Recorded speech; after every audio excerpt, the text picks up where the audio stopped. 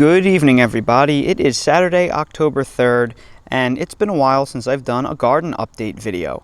And although summer has come to an end and it is now in the fall, our falls are still usually pretty warm here on the southeastern coast of North Carolina. However, it has been an uncharacteristically cool fall here. Nevertheless, I'm still getting pretty decent garden production, and the fall garden has begun as well. So I want to take you through and show you all of the bits and pieces of my property and show you what I have going on. And we will start off in the front of the garden. My sunflowers, these are my second crop of sunflowers. They've done pretty well, but they are starting to go to seed. Sunflowers are just outstanding pollinators. If you don't grow them every single year, you are missing out. The bees love them, and also beetles and leaf-footed bugs love them. So they're a great distraction crop because they will actually keep a lot of those bad bugs off of your more coveted fruits and vegetables, because they just love the nectar of the sunflowers more than they love most of the vegetables in your garden. And then over here I have my strawberry patch. If you remember earlier in the spring, I planted 18 strawberries right here, and they have done an excellent job in multiplying to a larger patch. There are several dozen of them here now, so they're not going to produce fruit for me at this point in the year. However, I usually get a nice harvest come April and into May, so I think I'll have a pretty good harvest of them. Really happy with the production. Now let's go into the garden. For those of you that are unaware, tomatoes have major pollination issues here on the southeast coast. Tomatoes generally won't pollinate when nights are above 70 degrees and the dew point is in the 70s and you get 90-degree daytime temperatures, which are our entire summers. So I've explained this in the past in my pollinating with a toothbrush video, which I'll link to above, and I suggest everybody watch because it's very informative. But with our conditions, we can only grow tomatoes here in the shoulder season, at least with beefsteak tomatoes. Cherry tomatoes you can grow all year round here, but the beefsteaks, they will only set on the shoulder seasons in spring and fall. So here I have my fall crop, and the fall crop of tomatoes, they're hard to grow here because once temperatures cool down enough to encourage fruit set, you start running out of heat. So they're a much better spring vegetable here. But I am getting some fruit set now that we're down into the 50s at night. So hopefully my frost will be late enough that I can actually harvest these. They're coming along pretty well. Still pretty small for the most part, but the disease pressure hasn't been too terrible. And I haven't really had a lot of pest pressure on my tomatoes just yet. Fruit set's pretty scarce because it was very humid up until late September, but some of them are coming along better than others, but hopefully I'll get some production out of these. My cucumbers are doing pretty well, and I know the plants are really beat looking, but they're actually still putting on a fair amount of cucumbers. I've been picking something like 6 cucumbers a week off each of these plants, so I have a drawer that's just overflowing with cucumbers. And these are the Bite Alpha cucumbers. They're parthenocarpic, and they have they set fruit without pollination. I did a very informative video on that, how you can really increase your production with these. I will link to that above because they are a great secret weapon in your garden. Because they don't need pollination, they just set fruit like crazy. And even when the plants are beat up like this, they will still produce. Hey, Dale, get out of that compost pile over there. Dale, buddy, Dale, Dale. Oh boy, he's gonna make himself sick. I gotta get him out of there. He's pulling my old corn stalks and he's chewing them up. That's because I poured some chicken fat in there the other day, so I need to go take them away from him. Okay, pardon the interruption, but we are taking Dale to a restaurant tonight, and the last thing that we need is a dog with an upset stomach riding around in the car. So in this bed right here, I have a volunteer sweet potato vine that came up. I grew sweet potatoes in this bed last year, and clearly I missed a couple because it has just filled out this entire bed over the course of the year. So they are going to be free sweet potatoes for me this season.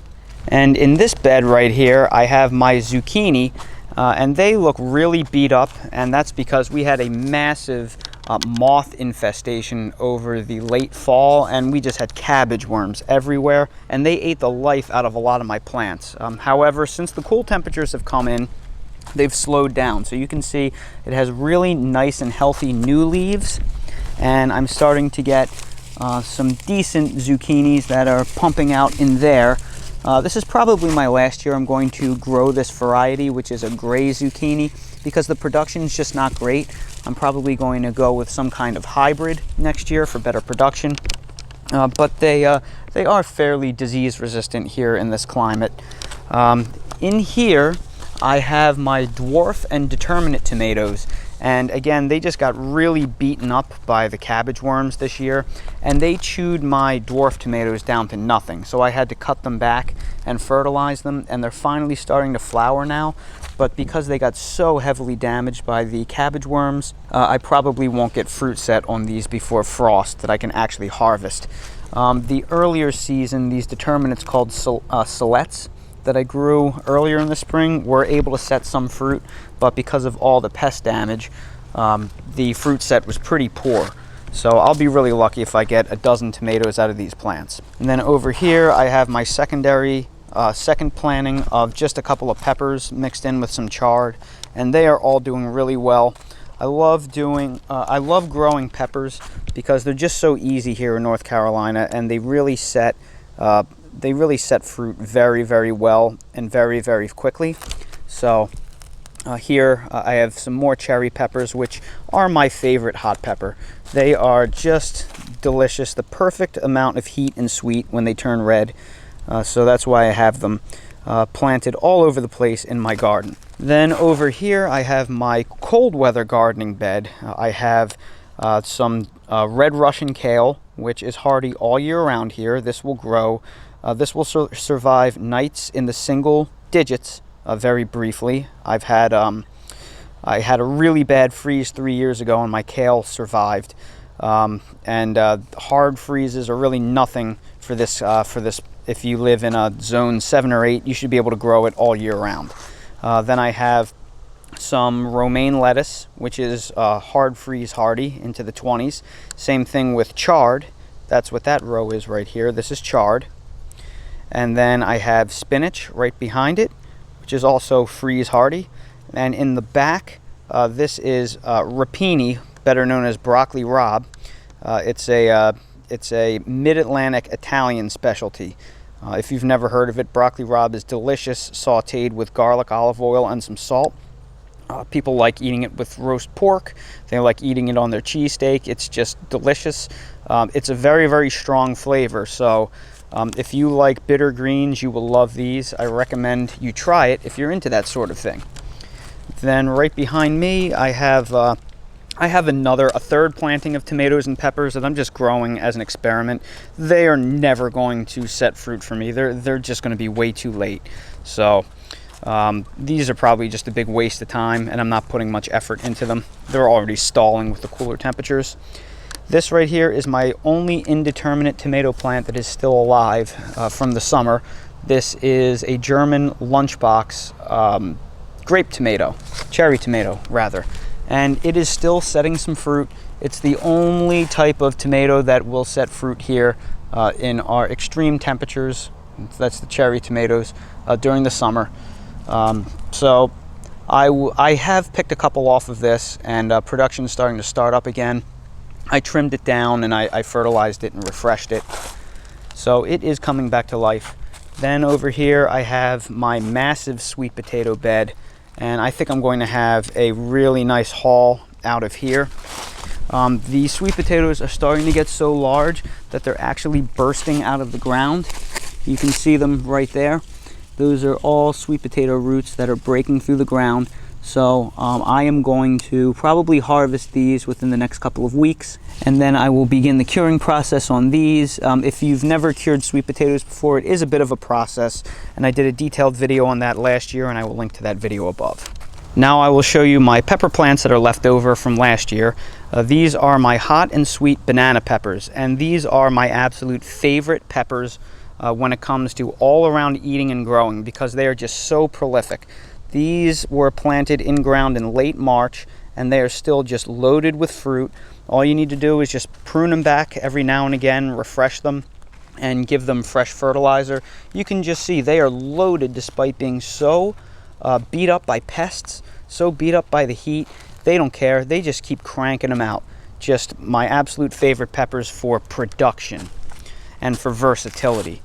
Then over here I have my pepperoncini peppers, which are still just loaded with fruit. They produce more than I can possibly eat. And again, all of these peppers, they were all planted in March, and they are still putting out a tremendous amount of peppers. This is a variety called New Mex Big Jim, which puts out a really nice thick-walled frying pepper. These are good for putting in chili because even when you, the skin is so tough and waxy that even when they're cooked down in chili for hours, they still have a bit of a bite to them. They're not something that you want to eat raw, but they are delicious cooked in soups and stews.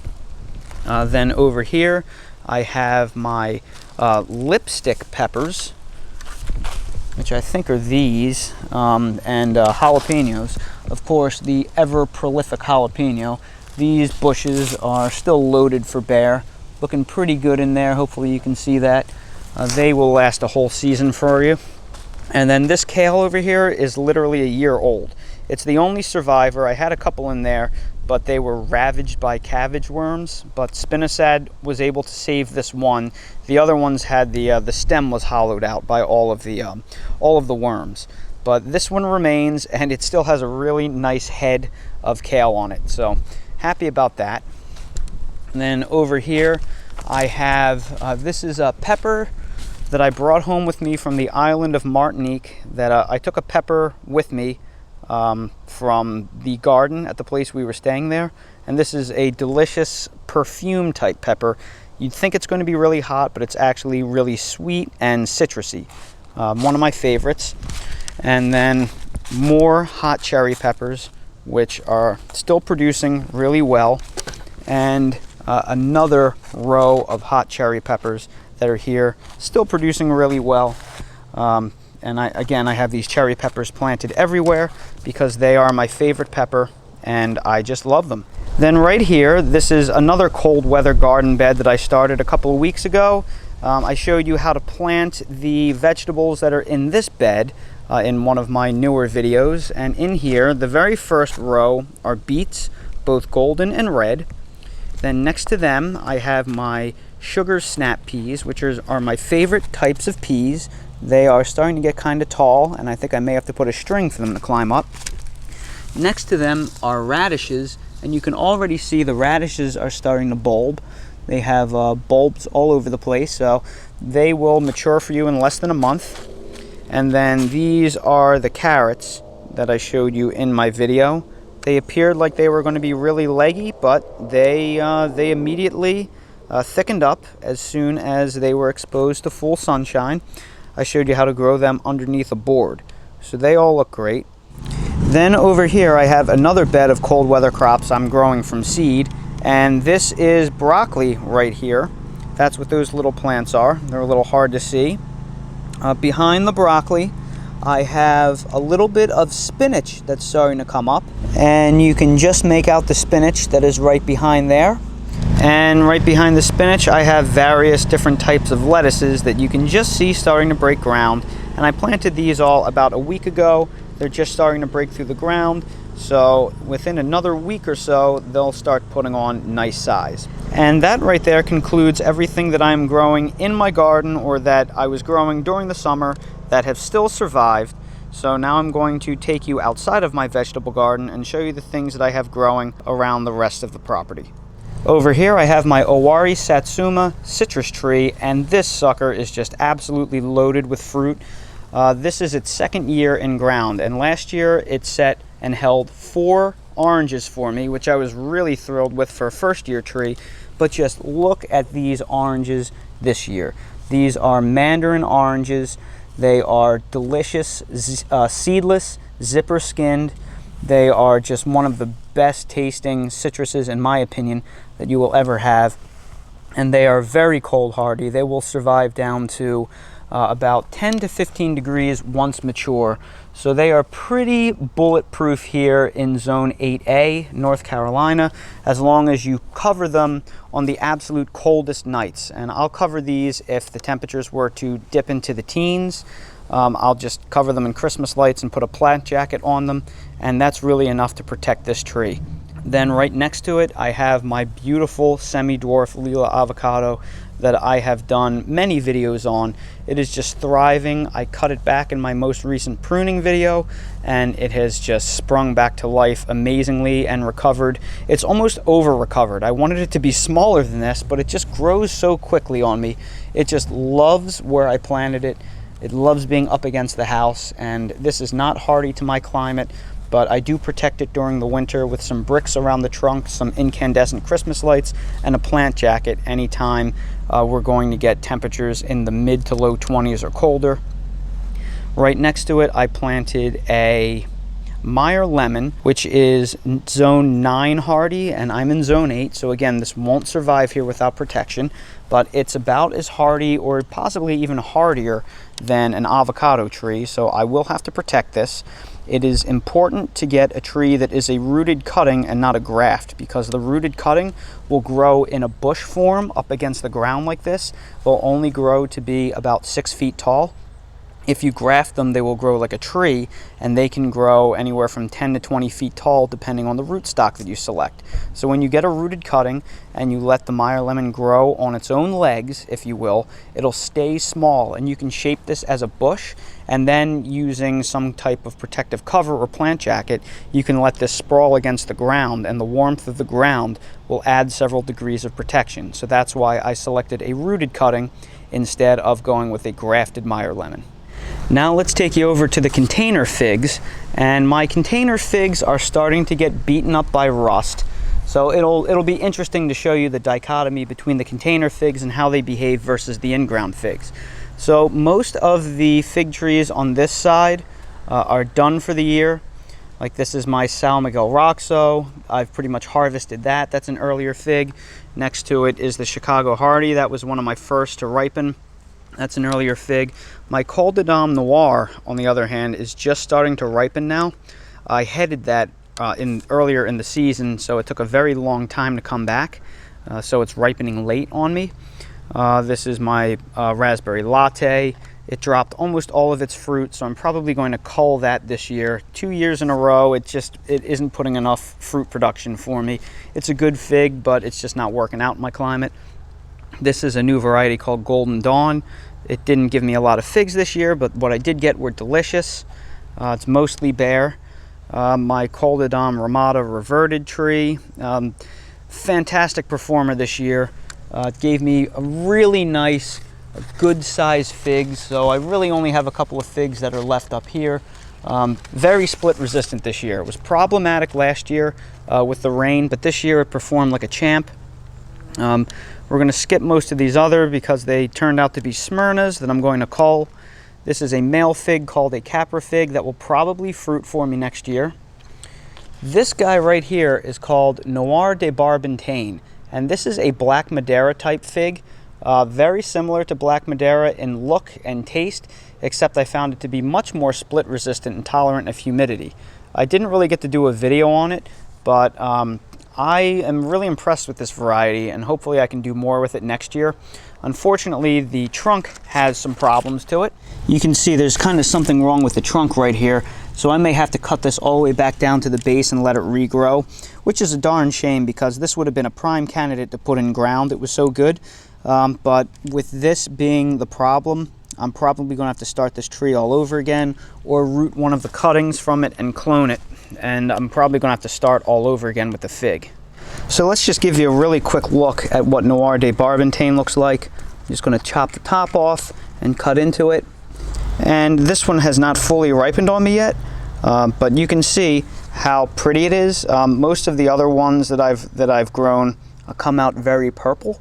This one is not quite as purple, but it is a really nice looking fig. Trust me, it's a really good tasting fig. Let's give it a shot. And this one isn't quite ready yet. It should be a lot darker purple than this. Underripe like this, it tastes like a light berry fig, but when you let it fully ripen and it gets nice and purple on you, it turns into a very deeply flavored fig. And then this is my Olympian fig. I've almost picked this tree clean. It's one of my earlier figs. This was the Car fig, another great fig, but totally picked clean because it is one of my earlier figs. And one thing that you'll notice is a lot of my figs, the leaves are really beat up. They're starting to get rust all over them. They're starting to die back, and that's to be expected because figs are deciduous trees, and it's at this point in the year that they start dropping their leaves. This is the Meteorito that I hoped would be common, but I don't think it is. Looks like a Smyrna. As you can see, they have completely dried up on me, so I think this variety needs pollination. Not one I'll probably be able to continue to grow. My white Madeira #1 is back here, and this has been one of my absolute favorite figs ever. Maybe my new favorite fig. Most of the other fig trees are kind of reaching the end of the road for the season. One that's really coming into its own at this point, though, is a Coldedam gigantina, and it was struggling earlier in the season, but now it's really starting to do fantastic. Now the things are starting to dry out. You can see all of the figs that are starting to swell on it all at once. And I picked a fig off this tree the other day, off my other one actually, because I have 2 of these trees, and it was a whopping 93 grams. It was the largest fig I've ever grown. And I think this is going to be one of my best figs once it matures and the tree works out a lot of the kinks that it has. This one's a little bit underripe, but I just want to show you how nice these figs are. And they just have this, oh wow, oh, this almost makes me look impressive as a gardener. This just has a wonderful, dark, rich interior. You can just see it is just pooling honey in there. I think this is going to be a standout fig. I think it is going to wind up being fairly rain resistant, and I want to give this a taste for you because it is really something special. That is just so good, and that tastes like raspberries. That tastes like raspberries and syrup. It's very fresh. This would make incredible fig jam. Just a wonderful fig, and I recommend this one to pretty much anyone that has a longer growing season. Straight up raspberry jam out of a jar. Just delicious. Now for some of my older container citrus. This is a blood orange, which is nowhere near hardy here. They really need like a 9B to grow very well. And the oranges on this tree are starting to get very large. I have 4 nice size oranges on this very young tree. And although that may not sound impressive, I only had 2 set on the tree and ripened for me last year that actually held on to maturity. So this year I will get 4, which will be effectively doubling my production.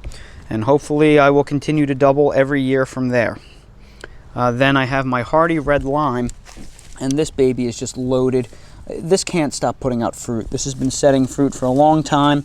It's very cold hardy. It's not the best tasting fruit. It almost tastes like a calamondin, if you've ever had one of them before. It's very bitter. The peel is very sweet and actually better to eat than the actual lime itself.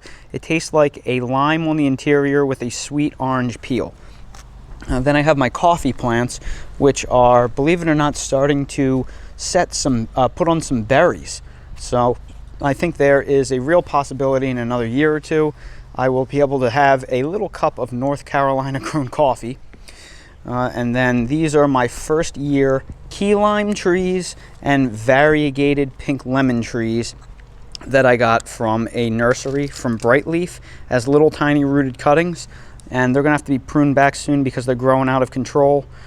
They probably are going to need a couple of years to fruit because they're rooted cuttings, they're not grafts, but they're just doing really fantastic. Now let's take you over to the espaliered figs and the banana jungle.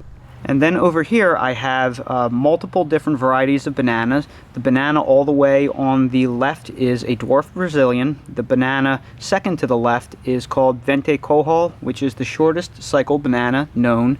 It can fruit pretty much in 9 months or something like that. So they're good here for the southeast. And then the other two are Dwarf Namwa. These are all dwarf varieties, but just look how tall these are. And remind you, I planted these all this year in April. Look how much they've grown in a single season for a dwarf banana. And I know I'm not the very tallest person out there, but that is pretty impressive for a dwarf plant. And now I'll show you all of my espaliered fig trees. They are doing just wonderfully. They're exceeding my expectations. And this right here is the Smith fig tree. This is an earlier fig, so pretty much all of the figs, save for one or two at the very top, have been harvested. And one thing I want you to notice about my in-ground fig trees is that they are virtually rust-free.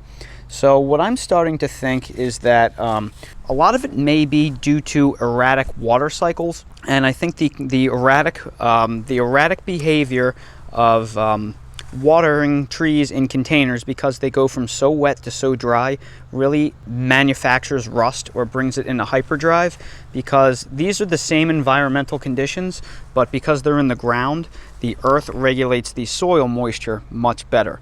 So all of these trees that are in ground are handling very well with very few signs of rust. So I'm really impressed about that. This right here is my Col de Dame Noir fig. And these are very late this year, and I've had a major problem with SWD this season because of all the rain. So I have not been able to pick any Col de Dame Noir figs off of my in-ground tree just yet. But I have one right here, so I'm going to cut this open and just see what it looks like. However, may have SWD in it. So we will cut into this Col de Dame Noir just to see what I'm dealing with here. And ooh, this looks so good. There's so much syrup in this fig. That looks so good. That looks like a pool of raspberry jam. Ooh.